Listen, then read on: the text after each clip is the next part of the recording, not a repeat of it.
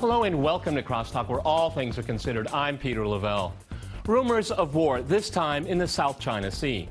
Washington appears, step by step, to be moving away from a policy of engagement with Beijing to one of confrontation. This is a policy approach dangerous for all involved.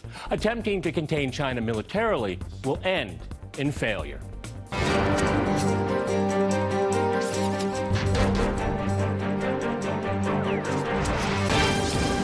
To crosstalk the South China Sea dispute, I'm joined by my guest, James Bradley in New York. He is a New York Times #1 best-selling author. His latest book is The China Mirage.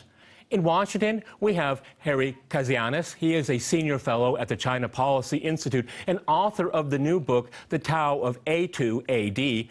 And in Irvine, we cross to Peter Navarro. He is a business professor at UC Irvine and author of Crouching Tiger, What China's Militarism Means for the World. All right, gentlemen, crosstalk rules in effect. That means you can jump in anytime you want, and I very much appreciate it. James, if I can go to you in New York, we have a war of words, and that's, you know, if it stays that way, it's okay. But it is a war of words between Washington and Beijing. We had Ashton Carter saying China's actions could erect a great wall of self-isolation, and the Chinese spokesperson reacted saying, indeed, there are some in the U.S. who live physically in the 21st century, but whose minds are stuck in the Cold War era. How do you reflect upon those two different statements? Go ahead. Well, I think we're stuck further back than that. There's a tradition in America of fearing China. China is the country that we love to hate. It was the yellow peril back in the 19th century. For 100 years, the Chinese couldn't even come into the country. They were so dangerous. When I was growing up, there was a theory about China, the domino theory, that China, that if we lost in Vietnam, China was going to gobble up all those Asian countries. Turned out to be a theory that didn't hold water, but there were 4 million dead. I mean, this talk about the South China Sea, I think Professor John Mearsheimer said it well. He said it's the American pattern of aggression that has given rise to China's militaristic behavior. The U.S. has fought 6 separate wars since 1989. The U.S. is addicted to war, and China understands this. Okay, well, that's a very good introduction. Peter, and Irvine, if I could go to you. You've written a book about Chinese militarism. Go ahead and react to what we just heard from James. Please do. Well, funny thing is, I wrote the book of Crouching Tiger, but I also did a documentary film that the book's based on, and one of the people I interviewed was John Mearsheimer. And Mearsheimer was just right to the point about saying that China of today was a hegemon, that it was not only trying to push the United States out of the Western Pacific, it was trying to take territory from its neighbors in the South China Sea, from the Japan and the East China Sea. It's trying to take Taiwan. It's trying to take Arunachal Pradesh from the Indians. And so for James to quote John Mearsheimer, I think that's a bad start, my friend, because Mearsheimer, above all people, is worried that China is going to be very, very overly aggressive towards the rest of the world. And the other thing I'd recommend for James is to just go through the inventory. Hang on, James. All right. Go through the inventory of Chinese capabilities these days. Largest missile arsenal in the world, fastest growing fleet of submarines, largest inventory of mines. They've stolen the F-35 and F-22 fifth-generation fighter designs, and they're flying their Chengdu jet fighters now. They are an offensive-minded military all right. power. Peter, you've made your point. Let me go to Harry, so we get everybody in the program first here. Okay, Harry, you've heard James and you've heard Peter, but one thing that Peter didn't mention is the American military presence in the Pacific and the so-called pivot there. I mean, if you have a massive military establishment moving in your direction, what would you do? Probably pretty much what China's doing. Go ahead, Harry. Well, I think that's an interesting point. I guess what I would say is that a lot of that military power is to reinforce alliances. It certainly is not all aimed at China. A lot of it's based in Japan. There's obviously concerns about North Korea, their missile program, their nuclear program, chemical, biological weapons. So there's huge concerns there. But I think the broader point, when we talk about the U.S.-China relationship, there's two U.S.-China relationships we need to consider. The first is the economic relationship, which in many respects has made both countries rich. It's worth over $600 billion in bilateral trade. Huge, huge relationship, perhaps the biggest in the world. And then we have the strategic relationship, which is coming undone very rapidly. There are multiple different points of intersection between the United States and China, whether we're talking the Senkaku Diaoyu Islands in the East China Sea, now over Taiwan again, which is quickly becoming a flashpoint, and now in the South China Sea.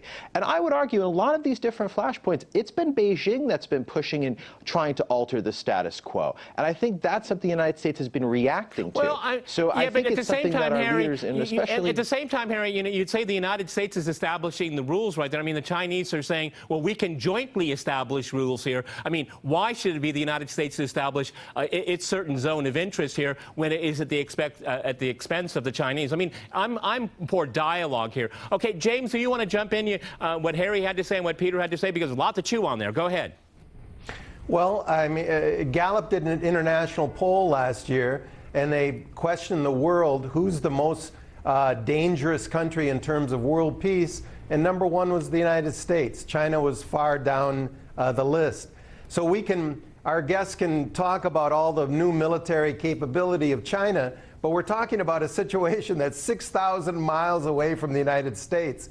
It's almost a joke to talk about Chinese aggression when America power is thrust 6,000 miles away from our shores right to their shores.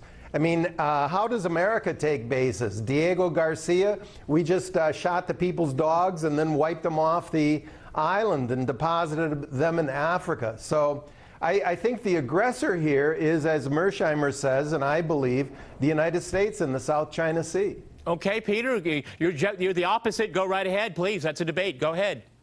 Yeah, well, let's talk about geography. Let me remind James, there was something called Pearl Harbor in 1941 when the Imperial Japan basically pushed their empire all the way to Hawaii. That was 60 years. I mean, look, today, North Korea is rapidly developing the capability to reach the west coast of America with Chinese-made nuclear missiles. China has, on their public TV, by the way, you can see simulations of nuclear attacks on New York City. That's what they show on public TV in China. So the idea that 6,000 or 7,000 miles is a long distance these days is silly in an age of intercontinental ballistic missiles. I think, for the Russian people watching this, I think it might be important. This is an international audience, Peter. Okay, this is in English, so speak to the whole world. Go right ahead. Yeah. I want to look at it through the historical prism of China's revanchist claims. I mean, much of what China is doing is an attempt to rewrite the rules in terms of territory in Asia. And if you think about, for example, Far East Russia and Vladivostok, that was taken from China in the 1850s during China's so-called century of humiliation. And I guess it would be really interesting if China is successful in taking 80% of the South China Sea and taking Taiwan and taking the Senkaku Islands from Japan, and it moved on to say wanting Vladivostok on the same kind of historical claims. What would Russia do? Would Russia be doing the same kind of things? But Peter, that's a very interesting hypothetical. That's an interesting hypothetical. But the first time I've ever heard of that hypothetical is coming from you here. I don't think that's on the agenda here. And we're talking about the South China Sea. Let's worry about one problem after another here. But we're talking about China's. We're talking see about your China's point. revanchist claims. Okay, let's in talk the about South those China claims. Sea. Harry, We're talking about China. Try this. Let me go to Harry, please. Equal time for everyone, please. Okay, Harry. I mean, does China, and China has presented very clearly that it has claims in the South China Sea, and it hasn't used military force to get it back, but it's certainly making a claim, and other countries are making a claim as well. I mean, is it aggressive to make a claim? Go ahead, Harry. Well, let's talk about China's claims. And Peter brought up the issue of maps. I would argue China's doing something called mapfare, kind of like warfare, lawfare, some of these other catchy political science terms that are going around. Basically, what the Chinese have done a couple of years back has drawn what's called a 9-dash line. Basically, what that is, it's a line that goes from Taiwan all the way to the very southern edges of the South China Sea, almost to Indonesia. And basically, what they've done is drawn a line in the maps that they put out all over the world, in China, in their embassies, whatever, basically declaring this is our territory. Now, hundreds and hundreds of years ago, this is what countries did, but that is a settled part of international law. I mean, think about it. Take a step back. When you go on a cruise, when you go on a boat, when you do something recreational in the ocean, you don't think for a second, oh, this is U.S. territory or Chinese territory. The oceans are a common space. And I think what a lot of people are extremely concerned about is when another great power, as powerful as China, is literally drawing lines in maps saying oceans are our territory, these are our sovereign waters. And then on top of that, going in and taking submerged rocks, reefs, islands, building them up and making them into military bases, and then furthermore, putting airfields on them, rotating advanced fighter jets, but Harry, putting air defense all of those things, assets Harry, in. all of those That's things a are huge happening. problem. All of those things are happening. But at the same time, you have a Pentagon official saying that they will sail anywhere, anytime they want. Now, that's an affront to some definitions of sovereignty of other countries, namely China. Why doesn't the United States and China cooperate on dealing with that instead of making it a unilateral statement? Harry, let me finish with Harry, and then we'll go to the break here. Okay, go ahead, Harry. I definitely think there's room for cooperation. And I mean, the United States and China are cooperating. We wouldn't have a $600 billion bilateral trade relationship. But I think the point is this. China plays by those same rules. I mean, I'll give you a clear example. China certainly sails and flies where it wants to. China just last year sailed through the Aleutian Islands right in Alaska. The United States wasn't worried about it. Back in 2014, when China was invited to RIMPAC in Hawaii, Chinese spy ships were within the EEZ of Hawaii. The United States didn't throw them out. These are the common rules of the road, and China can't have it both ways. Okay, that's a good point, but we have to go to a short break, and after that short break, we'll continue our discussion on the South China Sea. Stay with RT.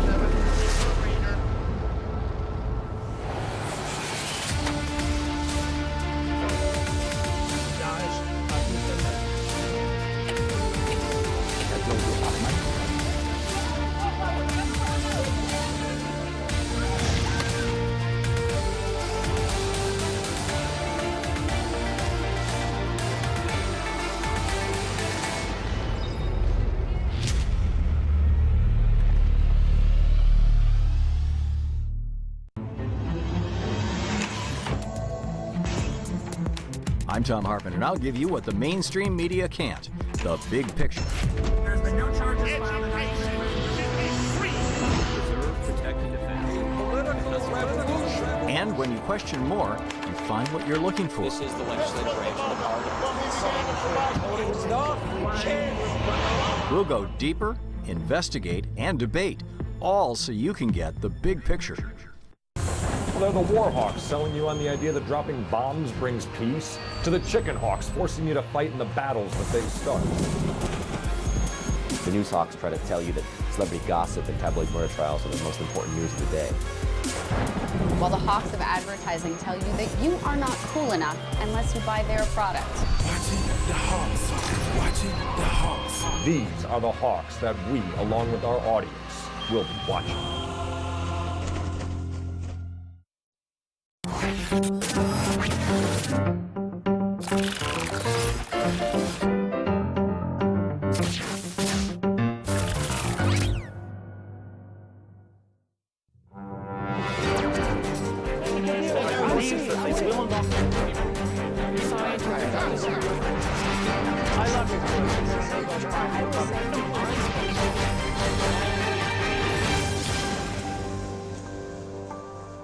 Welcome back to Crosstalk, where all things are considered. I'm Peter Lavelle. To remind you, we're discussing tensions in the South China Sea.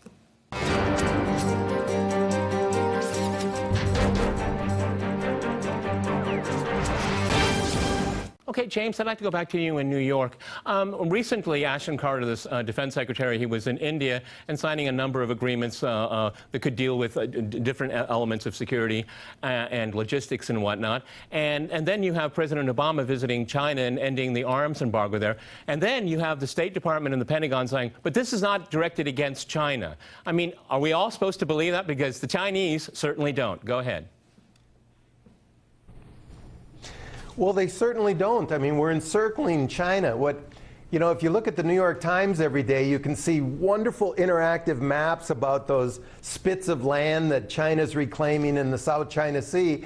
They don't open the lens, as many of our commentators don't, and talk about the huge bases that we're using to surround China. I mean, have you heard of Talisman Sabre?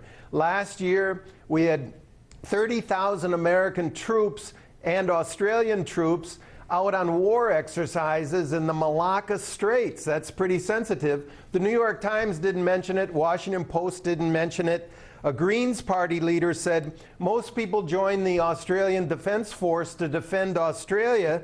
Now with America, we're training to invade another country. He said, I don't think Australia should be preparing for war with China, with the Americans. Okay, Peter, would you like to react to that? And Irvine, go ahead. Sure. I think it's important to recognize what's happened in the last 10 years. 2008 seemed to be a watershed for China. It abandoned its peaceful rise. It began what has been a process of flexing its muscles in the South China Sea, in the East China Sea, border incursions in India.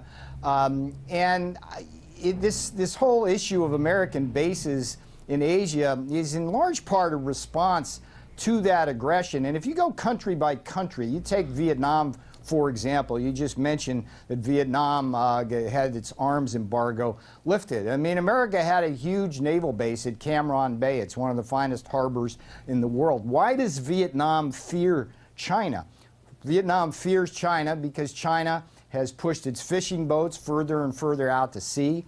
It's basically taken its oil rights. It took the Paracel Islands from Vietnam. It's been taking its water from the Tibetan Plateau that would otherwise flow down the Mekong. So Vietnam sees China as an aggressive bully and is looking for U.S. help. If you look at, for example, the Philippines, Scarborough Shoal, Second Thomas Shoal, do you think the United States Philippines wants us back at Subic Bay? Let's talk about the Philippines. Let's talk about Vietnam. Do you think the United States should take on those security obligations and other countries in the Pacific? You know, that's a fascinating question, and I think it's one for this 2016 presidential campaign because, you know, there is the argument of neo-isolation and we should withdraw, but I think the lesson the American people learned from Imperial Japan and Pearl Harbor, that isolationism usually ends in war. And the problem here is that Asia is the fastest growing market in the world. America is a trading nation. We trade with Japan, South Korea. There's 650 million people in Southeast Asia. These people want democracy, freedom of navigation. They look to America for leadership all the countries, on that. Peter, that you just mentioned, so all the countries you just mentioned, Peter, also trade with China. Let's not forget that also. Harry, if I can go to you, one of the interesting things is that one can look. Let me please go to Harry, please. Equal time for each guest. Sure. Harry, one of the interesting interesting things is that, you know, when you look at all of these different security arrangements with these countries the United States has in the region here, I mean, one can make the argument also is that they're using this for extra leverage when they're dealing with China because they think they have America on its back here. That can create dangers for the United States of having too many complicated diplomatic and security arrangements there. Then you become, you know, wag the dog situation here. I see the countries in the region trying to grasp for that, okay? They all have to deal with China. They all have trade with China, and I don't think any of them want to see that trade go away. Go ahead, Harry. Sure, I think that's a great point, but I think you also have to sort of flip the script for a moment. The same situation also, China has to think about that as well. I mean, I don't think China wants any sort of shooting war or conflict with the Philippines, Vietnam, Taiwan, whoever. But at the same time, I don't think they want to see the United States also come in and make more security guarantees. For example, there's a lot of talk about this partnership between Vietnam and the United States. Now, let's think about that for a moment. Go back to the 1960s and early 1970s. They were shooting at each other. I mean, my grandfather was a veteran of the Vietnam War. So think about how much has changed in Asia. Obviously, a lot of years has passed, but for the United States and Vietnam to be getting so close, for the United States now be offering arms sales to Vietnam, some of the most advanced weapons in the world, I think that shows where the region is heading. And I think China needs to be very careful about its next moves. I don't think China has any interest in becoming an isolated great power. Now, it won't be completely isolated because it's the second largest economy in the world, but I don't think China has any interest in going any further with any of these territorial claims. They're seeing the region align against them, and that's a very, very dangerous thing. Okay, James, if I can go to you, I mean, we heard about these bases in the Pacific and in the region here. I mean, they didn't come into being in the last 10 years. I mean, most have been there for a very long time. It's China that is reacting to what I would say is American militarism. One can make that argument as well. Go ahead, James. Well, I totally agree. I mean, Teddy Roosevelt moved the western boundary of the United States out to China's coast in 1898, and we've had millions dead since then. I mean, the so-called China hands, I wrote a book, The China Mirage. It's about 100 years of China hands trying to scare us about China, and we have reacted incorrectly, and millions have died. This fear of China, I think, is overblown. And on the other hand, I think if I was in Beijing looking at American bases encircling me and the U.S. Navy, you know, in this talisman military exercise, one of the ships was the USS Green Bay. I'm from Wisconsin. The air deck is called Lambeau Field, so you can have fun with war out there near China. China has things to worry about. Okay, Peter, I mean, there seems to be, is there a movement away from cooperation to confrontation? Because my reading of it at times is that the Chinese just want to have more respect, and maybe the U.S. and China could work together to keep the sea lanes free and whatnot, because, I mean, China has more interest than any other country in the world to have free navigation, because, for goodness sake, they're the factory of the world. I mean, why can't there be more cooperation between the U.S. and China as two major powers in the region, or in that area right there, and just work together more? Because when I look at the Chinese position, and I'm not going to say I necessarily agree with it, but I'm looking at their rhetoric and trying to understand how they see things. Could the United States and China be working more closely together instead of sparring with each other? Go ahead, Peter and Irvine. Sure. One of the people I interviewed for the Crouching Tiger book and film was Kurt Campbell, who was Hillary Clinton's second in command. He basically wrote the Pivot to Asia policy. And the most interesting thing I found about that discussion was the stark difference between how China negotiates and sees the world versus the U.S. And Campbell basically explained that we like to show our power here in America. We like to put everything on the table, whereas China is totally non-transparent. They make you want to think about what they might have, but they never tell you what they do. And the problem we have now is that's leading to a negotiating stalemate in places like the East and South China Sea. The other thing is, this whole thing about bridge-to-bridge communication. Again, I'll give you a Cold War analogy. During the Cold War between the Soviet Union and the U.S., we had excellent bridge-to-bridge communication between Soviet and American ships, and as a result, we were able to avoid confrontations, collisions, and the like. We don't have that with China because China, not the U.S., China does not want that. And so we raise the specter of possible tripwires for war. We've already had one in 2000 with the P-3 incident. We've had Chinese jets basically do loop-arounds on American planes right now. And so my point, Peter, is that there's a culture gap here. The other thing I would say with respect to what China's doing, I agree with Harry, China's inviting this. I mean, we must remember that the last Vietnam War was not with America, it was with China in 1979, and more troops on the Chinese side died in a matter of 2 weeks than all of Americans died during their Vietnam War.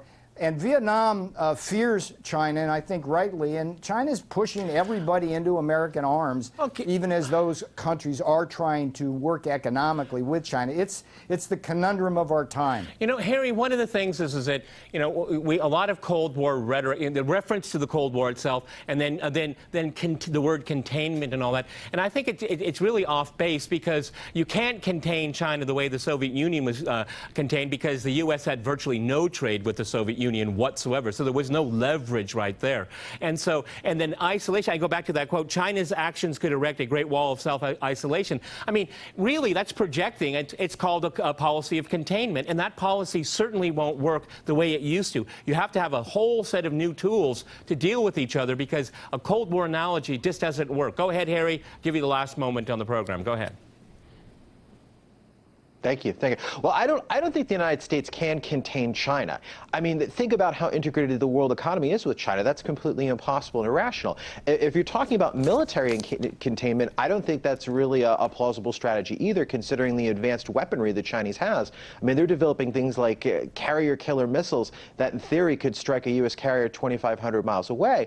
But I also want to just jump back to James's point in talking about the history between the United States and China. Yes, I think there is, in many respects, a sort of a history trap where both sides don't have great understandings of each other. Obviously, there's tremendous cultural barriers for such things. But we also have to keep in mind the United States did everything it could in the early 1970s to open China up to the world. The United States helped China get entrance into the World Trade Organization. So the United States has done a lot of things to try and bring Beijing into the international system.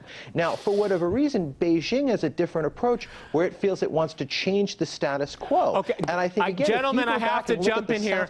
I have to jump in here. You can see that clearly. We've run out of time. I'm sure China wants to be part of the world. It just wants a more equitable stake in the world and not rules made by someone else. Many thanks to my guests in New York, Washington, and in Irvine. And thanks to our viewers for watching us here at RT. See you next time. And remember, crosstalk rules.